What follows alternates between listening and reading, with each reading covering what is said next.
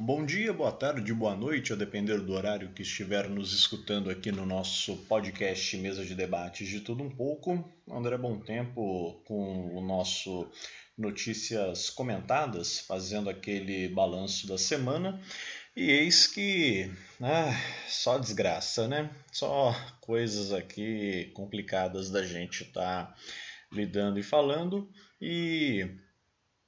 eis que, em nota do Esquerda Diário Oficial, pegando algumas matérias, alguns assuntos para a gente estar tratando, trabalhando no dia de hoje, eu vou até ler aqui, né, pelo menos o trecho, né, o lead,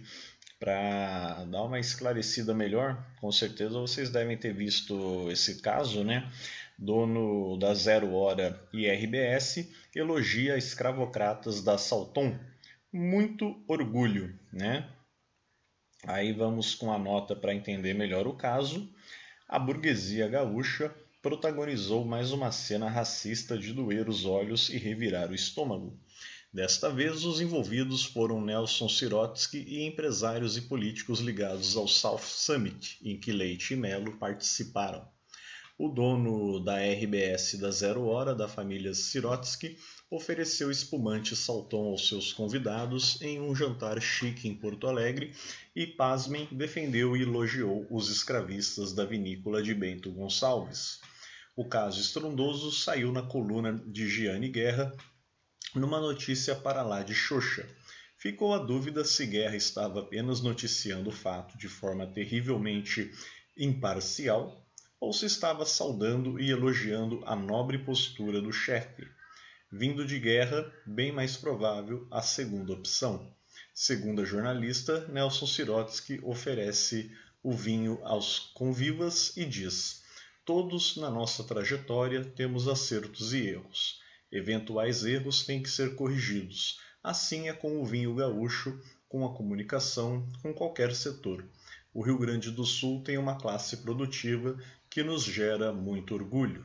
Sirotsky chama a escravizar mais de 200 trabalhadores negros oriundos da Bahia, à base de choques, porradas e ameaças de morte, como um erro. Finaliza elogiando os escravocratas, dizendo que essa classe produtiva gera muito orgulho. Como dizem os gaúchos, é de cair os butiá do bolso. Minha gente, tá aí, né? Para ver como é o capitalismo passador de pano. Triste caso aí verificar uma cena como essas, né? E, claro, quando não se há punição de fato, isso porque a gente ainda está falando da questão das vinícolas aí da região de Bento Gonçalves, toda a questão dos trabalho escravo e, claro, né, não bastasse apenas a questão da uva, da produção de suco de uva e derivados, também tivemos que ver com relação a arroz também, né? E é óbvio, claro que a gente não pode apenas demonizar o Rio Grande do Sul, né, como se fosse algo exclusivamente de lá. Infelizmente, trabalho em escravo tem em todas as regiões do Brasil. Isso já é sabido, porém, o que chama a atenção foi uma clara demonstração de racismo, pois não bastasse escravizar o que já seria uma cena um tanto quanto trágica, o que já seria algo um tanto quanto criminoso, mas ainda verificar toda a xenofobia, todo o preconceito também regional, étnico, quando se faz o que fizeram os grandes produtores dessa região sul do Brasil, com trabalhadores negros, né? Trabalhadores baianos, trabalhadores do Nordeste, e que, segundo denúncias dos próprios trabalhadores gaúchos também escravizados, apenas os baianos sofriam os piores castigos, né? Então, quer dizer, em que pese o trabalho escravo já fosse por si só algo hediondo, ainda tinha esse pesar que torna o caso um tanto quanto ainda mais bizarro.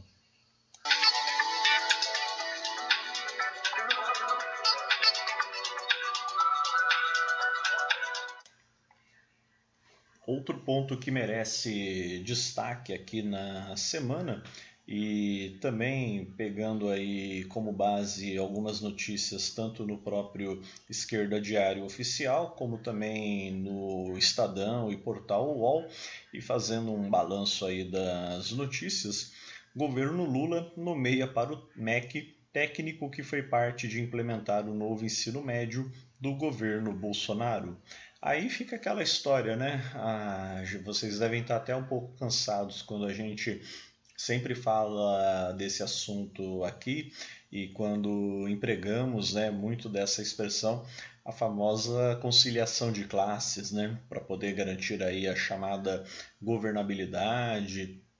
entre outras palavras um tanto quanto bonitas. Pois bem, foi nomeado aí, né, o Fernando Wirtmann como coordenador do ensino médio do MEC, ele que possui amplo currículo direcionado para a iniciativa privada e sempre foi uma figura aí, né, já no governo Temer e Bolsonaro, com essa visão privatista,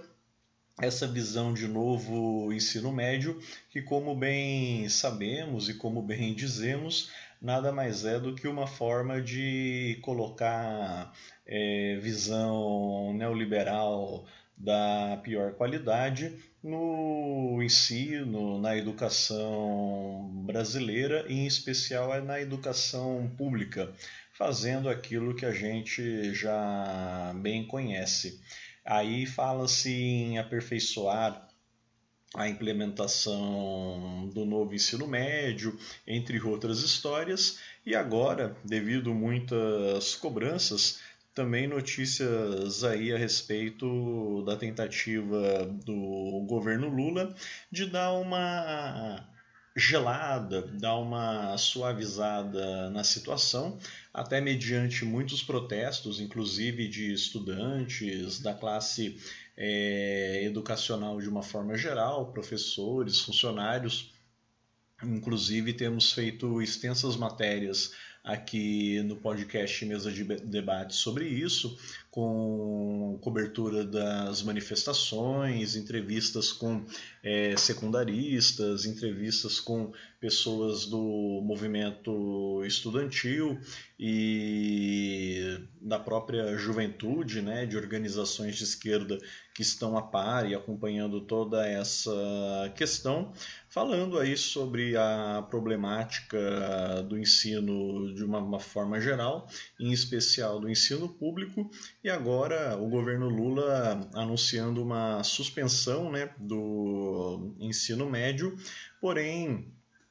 mantendo, né, a reforma com tudo aquilo que foi apresentado até então. E aí fica a grande dúvida: suspensão não é revogação. Não se está falando em não ter o novo ensino médio, não se está falando em coibir, proibir ou mesmo eliminar a agenda de reformas e a agenda de nova metodologia do ensino médio, como estamos bem discutindo e verificando aí nos últimos tempos, mas apenas tentar dar uma resfriada na situação. Aí é evidente a necessidade de se falar e estabelecer toda a luta, porque se a gente deixar a situação esfriar, e isso evidentemente é o que parece cada vez mais contundente no atual governo, uma forma de fazer com que se esqueça do assunto para que na calada da noite, de repente, num estalar de dedos, a coisa pegue e seja de fato implementada, aí toda a luta, todo o processo, toda a discussão pode acabar dando aí com os burros na água, como se diz. Por essas e outras que os movimentos de luta, os estudantes, professores, a comunidade escolar, todos aqueles que estão aí empenhados, discutindo essa questão, precisam estar aí sempre de olhos bem abertos para evitar quaisquer outros problemas, porque como bem dissemos, né, suspensão não é revogação. apenas está dando uma esfriada nessa história, uma esfriada nessa discussão, para depois vermos, afinal de contas, o que é que vai acontecer, o que é que será feito de tudo isso. E falando ainda na questão da educação e tudo que vem nos preocupando, né, por conta da violência nas escolas, evidentemente nós não temos aí material, né? Nós não temos provas, não é algo que a gente pode ainda colocar como concreto e palpável. Muitas averiguações e alguma investigação prévia sobre a questão da violência nas escolas. Já não bastasse a barbaridade de uma professora morta há poucos dias, agora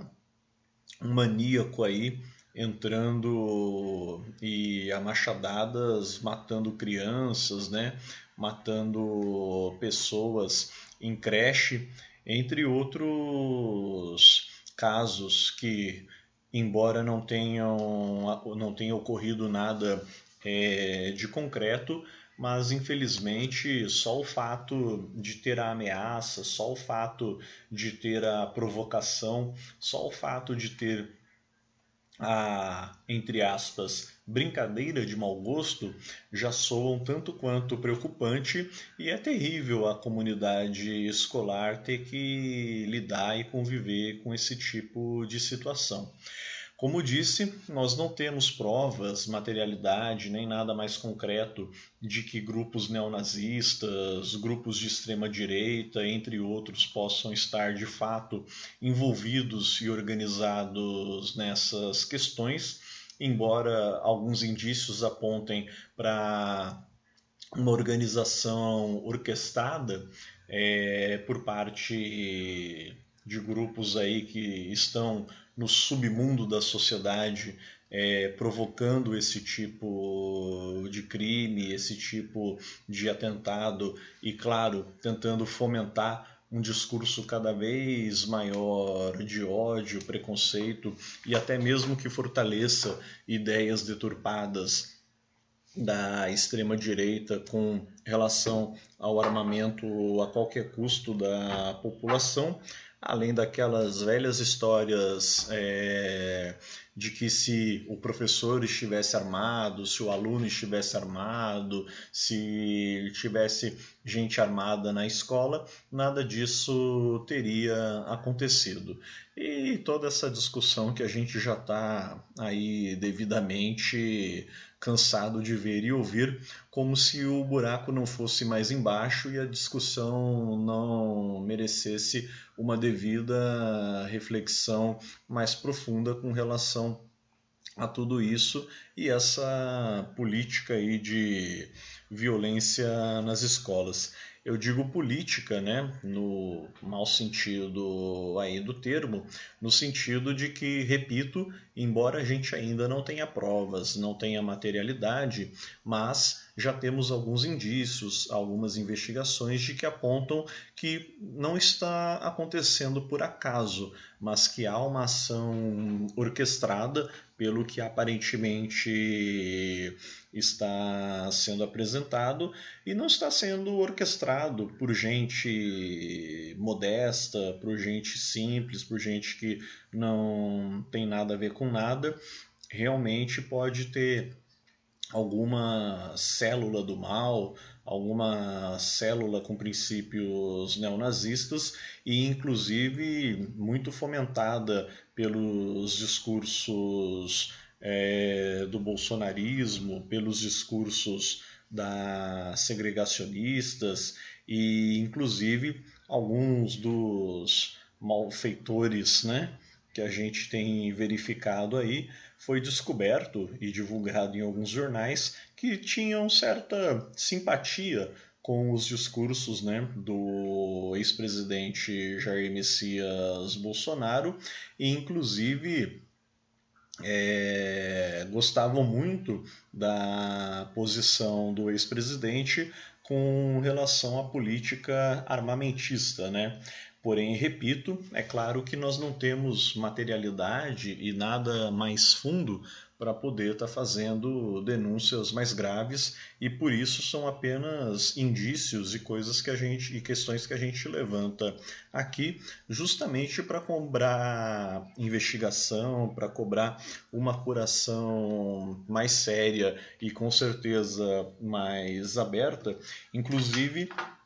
apuração e investigação independente da própria classe escolar, da própria comunidade estudantil, que é a principal interessada na resolução dessa história toda e, evidentemente, é necessário não só uma investigação independente, da qual não precisemos ficar totalmente dependentes de uma política de Estado para averiguar esse problema, como independente do que estiver por trás, independente do que for, afinal de contas, essas ações, orquestradas ou não, mas principalmente se descobrindo a ação de grupos de extrema direita e todo tipo de banalização nesse sentido, evidentemente os movimentos sociais, os grupos de esquerda em geral, a comunidade estudantil, professores, né, funcionários de escolas e toda a comunidade em geral, precisam estar unidas e fomentar uma grande greve nacional da educação para podermos combater a extrema-direita, para combatermos esse tipo de atentado, para combatermos e nos unirmos para mostrarmos a força da comunidade escolar, para mostrar a força dos trabalhadores e estudantes, né? E todo o setor da educação e setores trabalhadores também aí em apoio à questão da educação, para a gente poder banir e derrotar esse tipo de gente, esse tipo de atrocidade que vem acontecendo. Não é possível que achemos normal a comunidade escolar levando suas vidas na normalidade, enquanto casos aí de verdadeira psicopatia estejam ocorrendo e principalmente, e pior ainda, se esses casos de, entre aspas, psicopatia ainda estiverem orquestrados, organizados e retroalimentados por células, pensamentos, ideologias e financiamento de grupos neonazistas, de extrema-direita e fascistoides de uma forma geral. Como eu disse, não temos a rigor provas e material mais concreto para fazer aqui qualquer tipo de afirmação, mas já temos alguns indícios, denúncias e, como se diz, é um verdadeiro jogo de quebra-cabeça, mas que já aponta algumas questões, no mínimo, estranhas, das quais temos observado e acompanhado, e como eu sempre digo, vem aí a necessidade de vermos as cenas dos próximos capítulos, né? E claro, desejamos aí que a comunidade escolar esteja atenta e, independente do que aconteceu ou do que ainda acontecerá, temos que estar aí alertas e temos que pressionar por uma greve geral, por uma mobilização, principalmente do setor da educação, para combater e propor, por um viés classista, toda essa violência, todo esse cenário de violência que infelizmente estamos vendo nas escolas brasileiras. Eu sei que foi um Notícias Comentadas pesado, é muito difícil até com que não seja, né? Deve estar mexendo aí com muitas ideias, com muitas perspectivas de vocês que nos acompanham, mas infelizmente são questões aí que numa sociedade capitalista de um país, entre aspas, terceiro-mundista, é claro que a situação acaba ficando sempre mais feia do que aquilo que poderia ser. De qualquer forma, uma feliz Páscoa para todos. Peço que acompanhem, curtam, compartilhem aí nosso vídeo. Estamos na luta, estamos sempre aí no combate ao fascismo, às ideologias de extrema direita, ao neoliberalismo e, claro, propondo uma sociedade que rompa com o capitalismo de uma forma geral, uma sociedade livre, uma sociedade humana, uma sociedade igualitária. Um beijo, um abraço, uma feliz Páscoa, um ótimo final de semana a todos e tchau.